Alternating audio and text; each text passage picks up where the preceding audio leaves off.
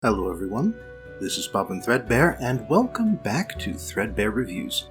For today's topic, patron A Great Divorce has asked me to choose something for myself, and as such I've decided it's about time I cover The Time of Contempt, the fourth book and second novel of the Witcher series. So with that in mind, let's not waste any time. The review. The novel begins with Geralt speaking to Codringer and Fenn, a pair of lawyers who specialize in digging up and sometimes fabricating information for their clients. Geralt wants to know who Reince the sorcerer hitman works for, and while they narrow down the field to a dozen wizards, they can't give him a concrete answer. However, they do figure out that Geralt's trying to protect Ciri, and that Ciri is the heiress of Sintra and the child of the Elder Blood, but they die before they can betray Geralt. Meanwhile, Yennefer brings Ciri to Aretuza to receive a proper magical education. Aretuza is a cloistered women-only campus on the Isle of Thanedd, and it just so happens that Yennefer is also going there to join a conference that includes all the important mages in the Northern Realms. But Ciri runs away from Yennefer in the night, and she just so happens to run into Geralt, who had come to the area to look for her. This causes Geralt and Yennefer to meet face to face for the first time in years, and after they air out some grievances, they reconcile and attend the conference as a couple. While there, Geralt has a private meeting with Vilgefortz of Roggeveen, one of the preeminent sorcerers in the conference. He explains to Geralt that he was a mercenary before he became a sorcerer, and that, like Geralt, he was the cast-off son of a sorceress. He later met another sorceress who used him and then dropped him, and he then became a sorcerer himself, basically despite her. Vilgefortz wants Geralt to join him to become a sorcerer as well, but Geralt refuses. That night, Philippa Eilhart leads a coup d'etat in the name of the Northern Realms against Vilgefortz and his allies, who are secretly working with the Nilfgaardian Empire to sabotage the Northern nations. But then Vilgefortz springs his own trap against the Loyalists and everything descends into chaos. Sigismund Dijkstra, the head of the Redanian Secret Service, promises to kidnap Ciri from the island, and Geralt responds by crushing his ankle. Cahir, the Nilfgaardian knight tasked with capturing Ciri, ends up being defeated by her in single combat, and when Geralt finds him, he spares the man's life because he rescued Ciri from the massacre of Sintra back during the war.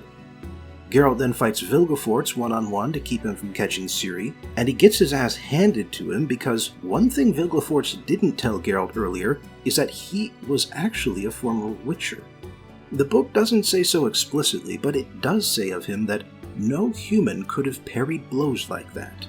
Geralt slowly began to understand, but it was already too late. Still, Vilgefortz lets Geralt live, as a lesson, and Ciri escapes from him by jumping into an unstable portal at the top of Thanedd.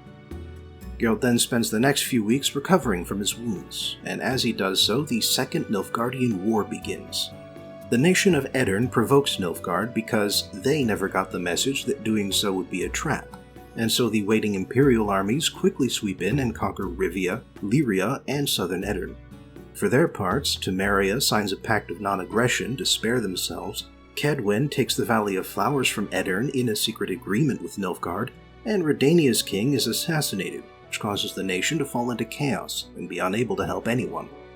In the meantime, Francisca Threadbare and the Scoia'tael are granted a client state in what used to be Lyria, on the condition that the non-humans continue to fight for Nilfgaard.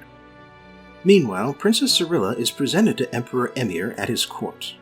Emhyr immediately realizes that the girl is an imposter, but he keeps up appearances for the sake of politics and secretly tells his spies, including one Stefan Skellen, to track down the real Ciri.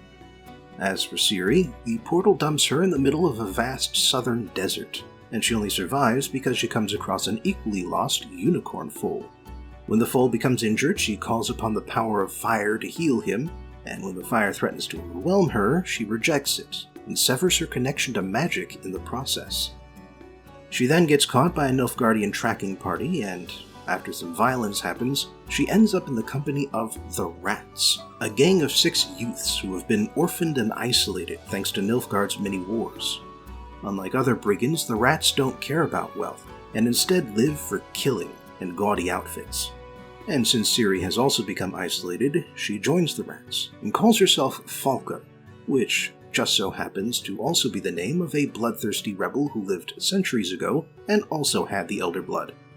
And that's where the book ends. The analysis. I had my reservations about the first novel because it had no major plotline and instead consisted of setups and training montages.